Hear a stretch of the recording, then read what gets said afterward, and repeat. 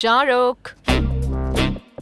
थोड़ा सा interior designing এর জগতে এক জনপ্রিয় নাম গৌরী খান। কখনো কারো বাড়ি সাজিয়েছেন, আবার কখনো কারো অফিস। তবে এই কাজের জন্য বেশ মোটা অঙ্কের পারিশ্রমিক নেন তিনি।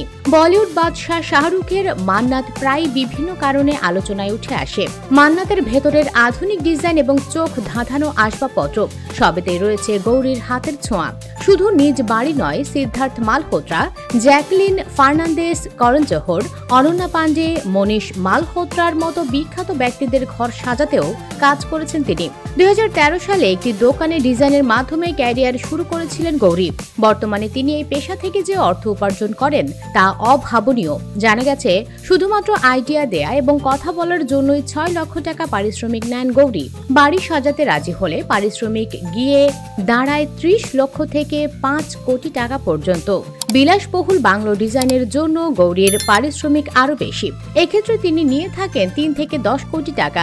বাণিজ্যিক প্রজেক্টের জন্য নেন 50 লক্ষ থেকে 20 কোটি। শুধু তাই নয়, গৌরীর কাস্টমাইজ আসবাবপত্রের দামও লক্ষ লক্ষ টাকা।